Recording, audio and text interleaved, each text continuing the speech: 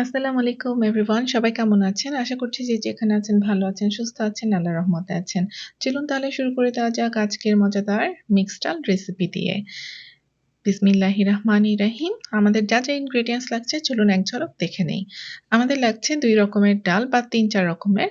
আমি নিয়েছি ২ রকমের মসুর ডাল এবং মুগ ডাল ভিজিয়ে রেখেছি ৪ থেকে ৬ ঘন্টা কিংবা সারারাত। লাগবে আমাদের পেঁয়াজ কুচি, রসুন কুচি, লাগবে হলুদ গুঁড়া, লবণ, ফালি করে নেওয়া কাঁচামরিচ, ধনেপাতা এবং রান্না করার জন্য তেল। আমি নিয়েছি অলিভ অয়েল। আপনারা যেকোনো রান্নার তেল ব্যবহার করতে পারেন। প্রথমেই চুলায় একটা প্যান গরম করতে দিয়ে তেল, রসুন কুচি, পেঁয়াজ কুচি দিয়ে হালকা করে একটু ভেজে নেব। খুব বেশি আমি ভাজবো না। চাইলে আপনারা লাল করেও ভেজে নিতে পারেন। আমি বেশিক্ষণ ভাজিনি। ভেতরে দিয়ে দিয়েছি ফালি করে রাখা কাঁচামরিচ, হলুদ গুঁড়া, লবণ।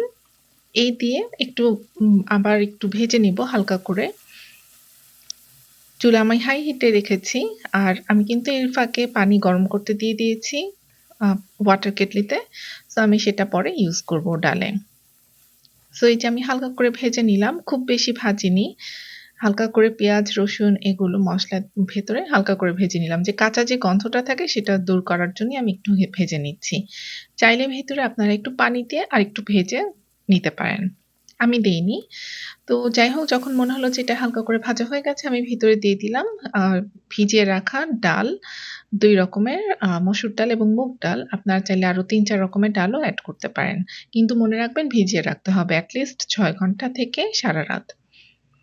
তো আমি দিয়ে ভেতরে কিন্তু আমি গরম পানিই দিয়েছি। দিয়ে তারপরে আমি ডালটা একটু নাড়া দিয়ে নিলাম এবং ওয়েট করব এটা যতক্ষণ না পর্যন্ত ভালো করে ফুটে ওঠে। যখন দেখলাম বলক এসে গেছে পানিতে, তখন আমি আরেকবার একটু ভালো করে নাড়াচাড়া করে দিলাম।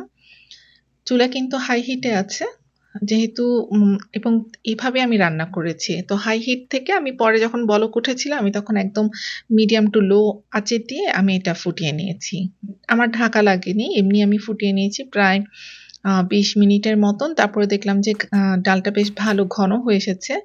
তো ওই মুহূর্তে আমি কিছু ধনেপাতা কুচি করে রেখেছিলাম, সেই ধনেপাতা আমি দিয়ে দিলাম এবং কিছুটা রেখে দিলাম গার্নিশ করার জন্য। এই ধনেপাতা দেওয়ার পরে আবার একটু হালকা করে আমি নাড়াচাড়া করে দিব এবং ডালটা দেখতে পাচ্ছেন বেশ ঘন হয়ে গেছে এবং খুব সুন্দর হয়ে গেছে। রান্নাও বেশ চমৎকার হয়েছে। আপনারা এই পর্যায়ে একটু লবণটা চেখে দেখবেন যে লবণ ঠিকঠাক আছে কিনা। তা আপনাদের সুবিধা মতন অ্যাডজাস্ট করে নেবেন। তো কথা বলতে দেখুন রান্নাও হয়ে গেল। চলুন তাহলে একটা বাটিতে ডিশ আউট করে নেই। এই যে এই ডালটা আপনারা গরম ভাত অথবা রুটি দিয়ে খেতে পারেন। খুবই মজার, পরোটা দিয়েও খেতে পারবেন। খুবই চমৎকার। আর অবশ্যই জানাবেন কেমন লাগলো, কার কেমন লাগলো এই রান্নাটা। কমেন্ট করে লাইক দিয়ে পাশেই থাকবেন। সবাই যে যেখানে আছেন ভালো থাকবেন, সুস্থ থাকবেন। আবার দেখা হবে নেক্সট অন্য কোনো রান্নাতে। তো আজ এ পর্যন্তই।